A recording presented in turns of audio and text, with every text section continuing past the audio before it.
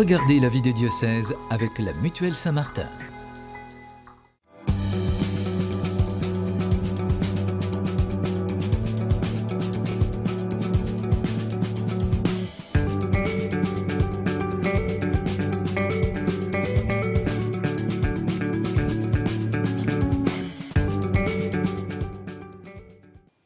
Bonjour à toutes et à tous et bienvenue dans la vie des diocèses. Comme chaque semaine, nous partons sur KTO à la découverte d'un territoire, d'un diocèse et de son évêque. Et aujourd'hui, direction l'extrême pointe de la Bretagne, dans le département du Finistère, pour découvrir le diocèse de Quimper. Dans cette émission, nous en saurons plus sur la démarche synodale Devenir chrétien en famille et sur le projet diocésain sur l'évangélisation. Et nous reviendrons sur les 600 ans de la basilique Notre-Dame du Folgoat avec le grand pardon célébré début septembre.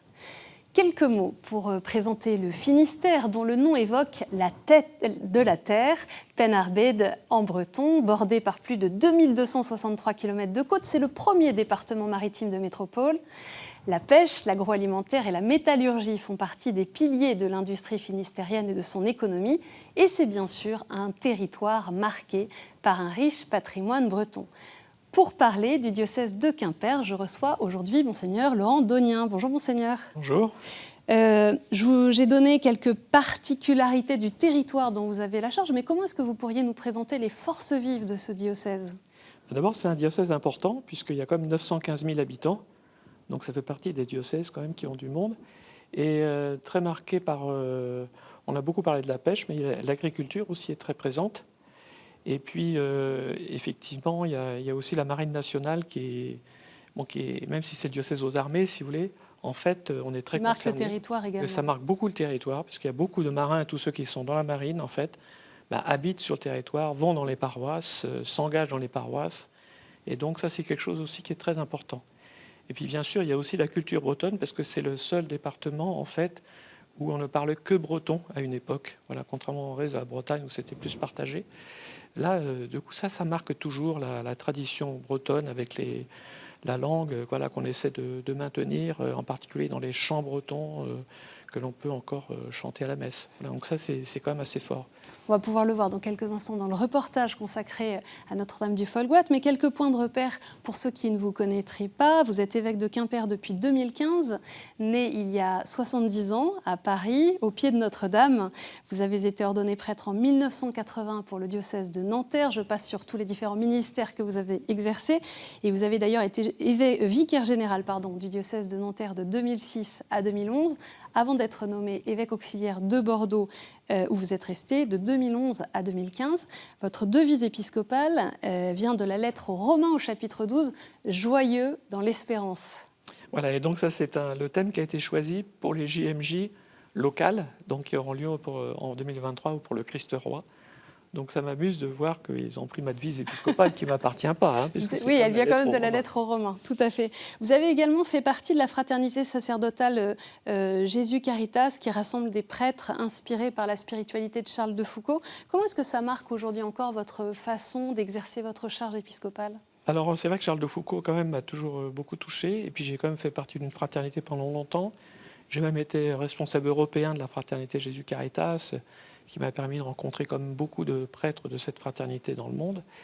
Et au fond, la spiritualité de Charles de Foucauld continue à me toucher, même si je ne suis pas en fraternité, mais je suis toujours quand même abonné, je continue à payer ma cotisation. Je suis toujours relié quand même à la fraternité. Voilà. Et de cœur, j'y suis toujours, bien sûr. Qu'est-ce qui vous rejoint plus particulièrement dans cette spiritualité ? Charles de Foucauld, c'est celui qui va un petit peu dans les périphéries.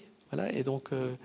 et aussi dans une spiritualité qui est très touchée par l'Eucharistie, avec le temps d'adoration, avec la célébration de l'Eucharistie elle-même, au cœur de sa vie, et l'Évangile, bien sûr, au cœur de sa vie aussi, et tout le temps qu'il prend pour la méditation. Et au fond, ça, c'est quelque chose de central. Et puis les relations avec tout le monde, la fraternité universelle, qu'on essaie d'avoir et qui n'est pas si simple en fait à mettre en œuvre. Et c'est aussi celui dont l'apostolat, la fécondité de l'apostolat demeure assez cachée de son vivant. C'est tout à fait caché même, parce qu'il n'a pas eu grand-chose de son vivant. Et après, il y a pas mal de fruits, parce qu'il y a quand même pas mal de fraternités, d'associations qui se sont créées et qui sont toujours très actives au fond. Et puis Charles de Foucauld parle beaucoup aux jeunes aussi maintenant. Oui. Il y a de quoi être joyeux dans l'espérance. Il y a de en quoi être voyant une joyeux vie dans comme ça. l'espérance. Oui, c'est beau comme témoignage. Oui, oui, oui. Et le fait qu'il est canonisé maintenant, ça redonne, si vous voulez, davantage d'importance à tous les écrits qui sont passionnants et ces méditations sont magnifiques. Alors on va maintenant pouvoir mieux connaître justement votre diocèse et la démarche en cours, puisque lancée en septembre 2021, la démarche synodale Devenir chrétien en famille est présentée comme un projet diocésain sur l'évangélisation. La première phase, celle de l'écoute des familles, notamment grâce à la diffusion de questionnaires et des rencontres interpersonnelles, est terminée et commence maintenant le temps du discernement. Véronique Billon, l'une des membres de l'équipe pilote de cette démarche synodale, nous explique ce que l'Église dans le Finistère souhaite apporter aux familles du diocèse à travers cette proposition. Cette démarche synodale, Devenir chrétien en famille, a été donc proposée par l'évêque et son presbytérium pour répondre au constat aujourd'hui du problème de transmission de la foi, du manque de... Enfin voilà, que les gens ne rejoignent plus l'Église aussi facilement. Donc ce sujet des familles aujourd'hui est important. Il y a besoin de pouvoir en fait, en les aidant sur leur chemin de vie et leur chemin de foi, se faire frères en humanité pour donner à découvrir le Christ et faire grandir le Christ en elle si elle le souhaite. C'est aider en fait à cette société, à solidifier la société, à la solidifier aussi avec l'aide du Christ, à permettre à des familles qui ne connaissent pas que ce trésor de la foi là, est une vraie chance et une vraie joie pour toute la vie. Ce trésor de la foi, il vient rejoindre les familles dans toute leur diversité. Comment est-ce que l'Église peut mieux accompagner les familles dans tout ce qu'elles traversent ? Alors ce qui est très intéressant en ce moment, et Véronique l'a souligné un tout petit peu, c'est que la transmission de la foi a du mal à se faire des parents vers les enfants. Par contre, on a une transmission inversée. C'est-à-dire qu'aujourd'hui, on a de plus de parents qui découvrent la foi par leurs enfants. Alors quelquefois parce qu'ils les ont mis au catéchisme et du coup ils s'intéressent à ce qu'ils font et puis eux-mêmes font une démarche pour demander le baptême, voire la confirmation, mais aussi parce que quelquefois c'est le témoignage de leur enfant en fait. Quand ils voient sa joie, la manière dont ils sont transformés en venant au catéchisme. Mais pour ça nécessite de encore inscrire son enfant au catéchisme. Voilà, c'est ça. Mais on a quand même des témoignages de parents qui, même si leur enfant n'est pas au catéchisme, en fait, parce que leur enfant y est allé, ou par des camarades, enfin en tous les cas, cette démarche-là est très intéressante. Et samedi, je vais confirmer 8 adultes avec 6 jeunes. C'est la première fois que la proportion est inversée. Et des parents qui vont être quelquefois confirmés avec leurs propres enfants. Voyez ? Et pourquoi ça vous semblait si important d'allier cette dimension, la vie chrétienne, et le fait d'être en famille? Est-ce que ça exclut pas ceux qui ne sont pas mariés, ceux qui n'ont pas d'enfants? Alors en fait, il y a quand même toute une démarche synodale qui est importante parce que les familles ont beaucoup changé. On se rend compte aussi qu'il y en a beaucoup qui n'ont pas de formation chrétienne. Et donc pour nous, c'était important de les écouter déjà, les connaître les familles d'aujourd'hui. Maintenant, on est dans la troisième phase, qui est dire comment, maintenant qu'on a vu, comment on peut les aider à grandir dans la foi, dans leur famille, et puis comment on peut soutenir les familles aujourd'hui. C'est pas évident. Vous avez des pistes concrètes? Enfin, vous dites déjà qu'il y a telle ou telle chose. Alors, pas encore, les pistes ne sont pas encore sorties. Normalement, c'est cette année qu'ils vont les travailler, mais ça va aboutir sur des orientations normalement diocésaines qui vont pouvoir aider les paroisses à proposer des choses pour les parents. Voilà. Mais quelquefois, c'est la préparation au mariage, même si les enfants ne sont pas catéchistes, c'est la préparation au mariage, préparation baptême. Enfin, ça se fait aussi en dehors du catéchisme, c'est-à-dire qu'on a quand même des parents qui sont touchés par la foi sans que ce soit tout de suite directement leurs enfants. Un deuxième chantier de cette démarche synodale, c'est aussi une réflexion sur le ministère presbytéral. Vous me disiez que les prêtres dans votre diocèse veulent réfléchir sur leur façon d'exercer leur ministère, le ministère ordonné. Oui, alors ça, c'est une démarche qui maintenant date déjà depuis 4 ans, en fait, qu'on a suivie avec le diocèse de Saint-Brieuc, parce qu'on s'est rendu compte qu'on avait les mêmes questionnements, on a pas mal de liens avec ce diocèse, et au fond, les prêtres ont vraiment... D'ailleurs, les séminaristes sont formés au même endroit, à Rennes. Oui, bien sûr, oui. Mais donc les prêtres ont considéré que vraiment il y avait quelque chose qui n'allait pas dans leur ministère. Ils étaient heureux d'être prêtres, ça c'est ce qui ressort des consultations qu'on a pu faire. Par contre, ils n'étaient pas heureux de la manière d'exercer leur ministère. Et sur quel point, par exemple? Eh ben, je vais vous donner un exemple très concret. Par exemple, quand on célèbre la messe, je parle en rural, hein, à 9h du matin, et qu'ensuite, à la sortie de la messe, il faut prendre sa voiture tout de suite pour courir célébrer une messe à 20 km, et ils disent, mais ça, c'est pas possible, on n'est plus prêtre, parce que nous, prêtres, ça veut dire, à la sortie de la messe, on va rencontrer les gens, on prend du temps avec eux, on les connaît. Enfin, la relation avec les personnes, la proximité avec les personnes, c'est ça qui leur manque le plus. Le temps pour... ils ont l'impression de toujours courir, si vous voulez. Et ils disent, mais ça, c'est pas possible. Voilà. C'est un des grands mots de notre siècle, en tout cas de la société. C'est un des grands mots de actuelle. notre siècle, voilà, c'est ça. Et du coup, là, aujourd'hui, cette démarche, elle s'est prolongée d'abord avec les prêtres, puis on s'est rendu compte qu'en fait, toutes les demandes des prêtres pour une nouvelle manière de vivre leur ministère, eh ben, ça se confrontait aussi à la vie de l'Église en général. Et au fond, les laïcs, du coup, ont été associés aussi. Et aujourd'hui, on organise donc 2 fois par an une grande assemblée diocésaine avec 150 personnes à chaque fois. En général, c'est les équipes pastorales, vous voyez, avec leurs prêtres qui viennent. Et on réfléchit ensemble, du coup, à une conversion missionnaire, comment vivre l'Église aujourd'hui. Parce qu'au fond, c'est quand l'Église se transforme pour être davantage missionnaire que les prêtres aussi trouvent leur joie d'être prêtres et leur joie d'exercer leur ministère. En fait, c'est tout un ensemble, quoi. C'est peut-être en lien avec cette façon d'exercer son ministère que vous avez réfléchi à une réorganisation de la gouvernance et des services diocésains. Vous avez créé un nouveau ministère avec la nomination d'une déléguée épiscopale pour la coordination des services diocésains missionnaires. C'est une laïque, elle est mariée, elle est mère de famille et elle travaille avec le vicaire général. Pourquoi partager le gouvernement de l'Église avec les laïcs ? Alors en fait, cette réorganisation a été nécessaire parce qu'on s'est rendu compte que les services diocésains proposaient des choses que les paroisses n'étaient pas tellement intéressées par ça. Et en fait, à l'inverse aussi, c'est-à-dire qu'ils n'étaient pas tellement accordés, les services diocésains ne semblaient pas tellement ajustés aux besoins des paroisses. Et donc son rôle à elle, en fait, est important parce que ça va être davantage d'être l'interface, de mieux connaître les paroisses, mieux connaître les services et de pouvoir voir comment mieux ajuster.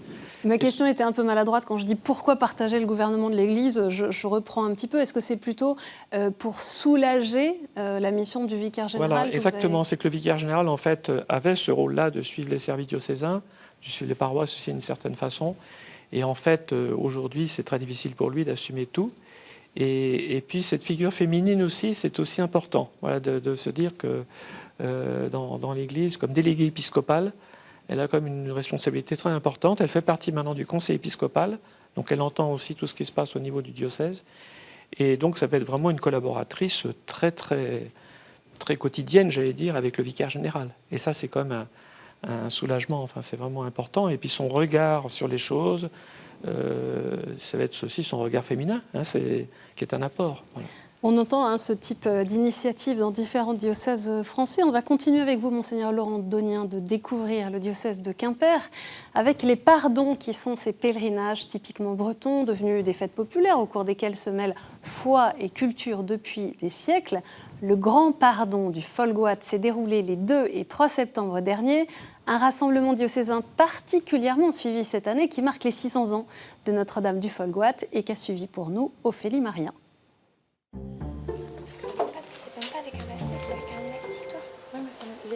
Coiffe, guimpe, châle et tablier, ce sont les éléments essentiels d'un costume traditionnel breton. Sans oublier les épingles pour faire tenir le tout. Là, on est en train de s'habiller, de se costumer pour le pardon du Folgoat. Ça doit faire à peu près 7 ans que je le fais. Pour moi, ça a quand même un sens parce que ça rappelle les origines, ça rappelle comment c'était autrefois et ça permet de faire, de se souvenir et de faire perdurer un peu les traditions. Une fois les costumes enfilés, après la traditionnelle grand-messe, tous les villages des alentours se rassemblent avec leurs bannières et ces hommes ont pour mission de porter la lourde statue en granit de la Vierge du Folgoat. Je le ressens comme un honneur, oui. On est appelé par un de nos curés, nos prêtres. Nos parents ou nos grands-parents ont fait la même chose. C'est la transmission aussi. La transmission d'une riche culture bretonne, mais pas seulement. Pour le père Christian Bernard, curé du lieu, la piété populaire, s'exprime ici de manière très spécifique. Revêtir un costume, c'est aussi revêtir son identité, celle que l'on a reçue de nos pères et mères dans la foi. Venir en procession, c'est bien rejoindre culte et culture dans une même démarche de foi. Alors chacun y trouve et y prend ce qu'il souhaite. Certains vont venir pour mettre une lumière, d'autres pour un temps de silence, d'autres vont se trouver ici et vont éprouver le besoin de se mettre de côté, certains de recevoir le sacrement du pardon. Toutes les démarches sont possibles, mais personne n'est arrêté dans sa démarche de foi ni n'a résolu sa question une bonne fois pour toutes. Eh bien ici, je trouve que ce rendez-vous permet à chacun de trouver ce qu'il cherche.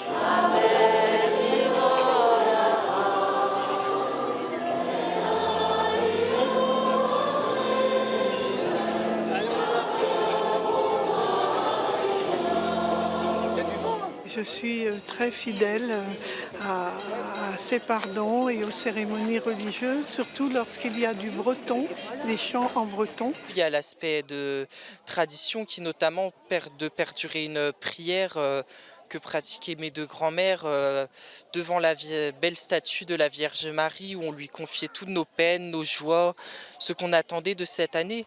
Et c'est vrai qu'au fil des années, cette prière, j'ai pu l'intérioriser. Ça ponctue dans l'année, on va dire. Il y a les grands temps liturgiques. Et pour nous, à partir du printemps, c'est l'époque des pardons. C'est des temps vraiment plus partagés. Ça rajoute quelque chose à notre foi habituelle de l'année. Entre culte et culture, les pardons continuent de rassembler les Bretons. Dans le diocèse de Quimper, environ 600 pardons, un peu partout dans le Finistère, sont célébrés chaque année. Notre-Dame du Folgoat, c'est un endroit important pour votre diocèse. Vous voulez le développer, le mettre en valeur? Oui, parce que tous les 600 pardons ne sont pas aussi importants que celui de Notre-Dame du Folgoat. C'est un des plus importants, avec Sainte-Anne-la-Palue dans le sud, entre le Quimper et puis le Léon. Mais on cherche à développer aujourd'hui, parce qu'on vient de restaurer complètement l'abri du pèlerin, en fait, qu'on a reconstruit. Et donc on cherche à faire de ce lieu aussi un lieu vraiment d'accueil des pèlerinages tout au long de l'année, et pas seulement, bien sûr, le jour du Grand Pardon, début septembre. Et maintenant, on a un bel accueil magnifique, et on a aussi une communauté de pères de la Salette qui sont là en permanence, et donc qui célèbrent la messe chaque jour, qui assurent l'office aussi. Et on voit des gens qui viennent toute l'année, y compris pour demander le sacrement du pardon, parce qu'ils savent que là, ils peuvent le recevoir tout le temps. Voilà. Et du coup, non, c'est quelque chose qui se développe aujourd'hui sur ce sanctuaire. Et c'est pour ça que nous avons fait une demande à Rome pour que ce soit reconnu comme basilique mineure. Voilà. Et les évêques sont tous d'accord.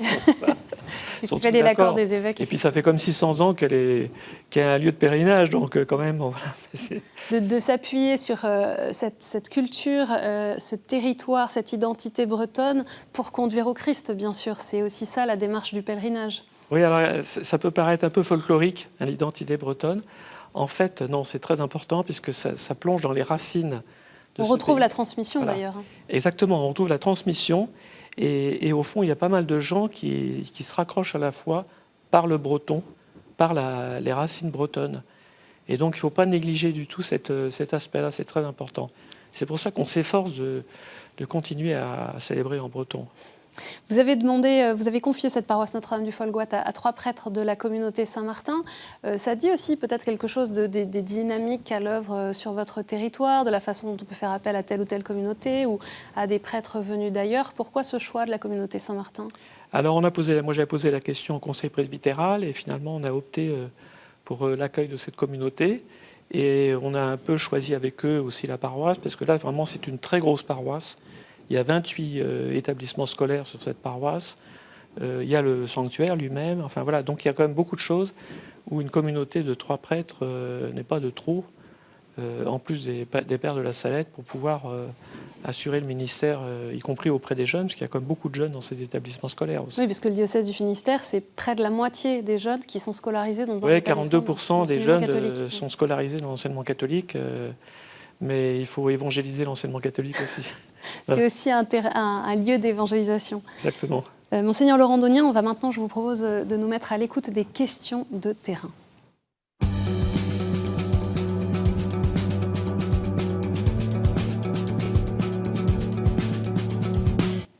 On On a une première question de Juliane qui est infirmière. Bonjour Monseigneur, comment exprimer sa foi sur son lieu de travail ? C'est une bonne question. Question directe. Oui, question directe. Je crois qu'on l'exprime déjà par sa manière d'être. Quand on est infirmière, sa manière d'être infirmière, sa manière d'être en relation avec ses collègues, c'est déjà important. Et bon, après, elle peut aussi avoir des petits signes où elles peuvent être reconnues comme chrétiennes, et du coup, ça suscite des questions. Et être capable de répondre aux questions de ses collègues, ça me semble aussi très important. Et ça suppose une formation, parce que vous voyez bien que si les gens n'ont pas de formation chrétienne, ils ne sont pas capables de répondre aux questions. Donc c'est comme ça, en fait, qu'elle peut l'être, tout simplement dans son métier d'infirmière, puis dans sa famille, dans son entourage, quoi. Alors je rebondis, parce qu'on a beaucoup opposé pendant des années le témoignage par la vie du témoignage direct. Il y a quand même une place pour le témoignage direct, l'annonce explicite du kérygme de la foi chrétienne sur son lieu de travail. C'est absolument nécessaire, mais ça ne peut pas être fait n'importe comment. Ça peut être des occasions, quand des questions sont posées. Et à ce moment-là, on répond aux questions et on en profite pour vraiment expliquer ce que c'est que notre foi, qu'est la foi chrétienne. C'est comme ça que le kérygme, donc l'annonce de la foi, peut vraiment passer. Mais aujourd'hui, c'est une nécessité, parce qu'il y a beaucoup de gens qui n'ont jamais entendu cette annonce de la foi. Alors, je vous propose une deuxième question. Elle nous vient d'Olivier, qui est délégué territorial des Scouts et Guides de France. Bonjour, Olivier Frollo, je suis le délégué territorial des Scouts et Guides de France pour le Finistère. Nous avons 10 groupes dans le Finistère et 4 aumôniers de groupe, un par groupe. Et si on pouvait avoir votre aide pour en avoir 10, un par groupe. Merci.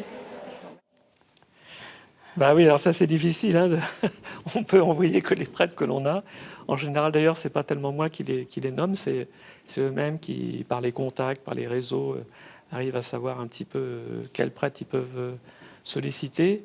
On fait ce qu'on peut, voilà. Je pense que mais c'est important, c'est vrai. Il a raison. C'est important que les prêtres puissent être présents auprès des jeunes. Et le scoutisme est un des beaux lieux. On a les 3 scoutismes, évidemment, sur le Finistère, mais cette présence des prêtres auprès des jeunes, c'est essentiel. Il a raison. Après, voilà, on a les prêtres qu'on a. Alors, je vous propose maintenant une troisième question de Fabienne, qui est mère de famille et médecin du travail. Bonjour. Comment faire l'unité des chrétiens quand déjà en paroisse c'est compliqué de vivre ensemble? J'aimerais bien si vous avez quelques clés. Merci. De faire, j'ai pas compris. L'unité des chrétiens, l'unité des chrétiens, à la fois au travail, dans la famille, dans l'église. Oh là là, quel défi. C'est exactement, elle a raison. C'est un gros défi aujourd'hui, ça. Et la communion entre les personnes, il y a tellement de différences. Et au fond, chacun a un petit peu sa manière, sa sensibilité. Et le seul moyen d'être unis, c'est quand même par le Christ. Donc ça veut dire, c'est en renforçant notre foi, notre vie de prière et notre vie d'église. Donc on arrive à surmonter toutes nos différences. Mais aujourd'hui, c'est vrai qu'il y a beaucoup de courants différents qui se sont accentués aussi avec le Covid, avec les confinements. Ça a été quand même une période très très difficile pour la communion de l'Église.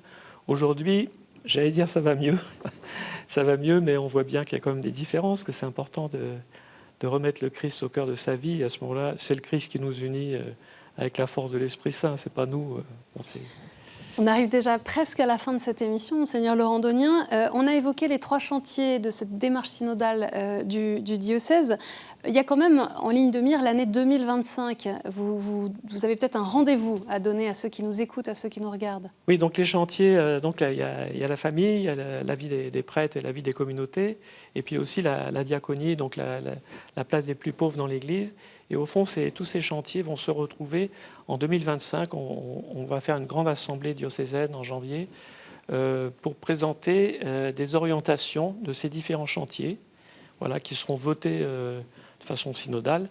Et ils seront publiés ensuite pour une grande fête qui aura lieu le 8 juin 2025. C'est ça qui est joyeux, c'est d'inviter à cette grande fête, voilà, pour la Pentecôte. C'est une fête qui va rassembler tous les fidèles. Alors quand on parlait des divisions qu'il peut y avoir dans l'Église, ça c'est des moyens de faire la communion, c'est quand on est tous ensemble pour célébrer.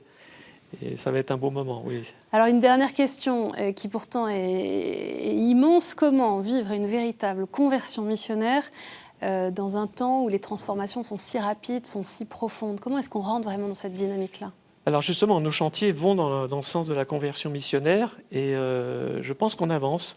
Il y a de plus en plus de paroisses qui font des projets missionnaires, projets pastoraux missionnaires. Ça se développe énormément en ce moment chez nous. Et du coup, on est quand même, on essaie de faire. Il y a toujours des freins, il y a toujours des personnes qui ont leur vie, qui sont habituées au passé, ce qu'ils ont vécu, etc., et qui ont du mal à changer les choses. Mais il y en a aussi beaucoup qui sont quand même très favorables à cette conversion missionnaire, qui trouvent aussi de la joie. Et au fond, c'est en allant dans ce sens, dans la joie de l'Évangile qu'on a envie de transmettre. C'est à ce moment-là qu'on trouve vraiment le bonheur d'être chrétien et d'avoir à le partager avec les autres.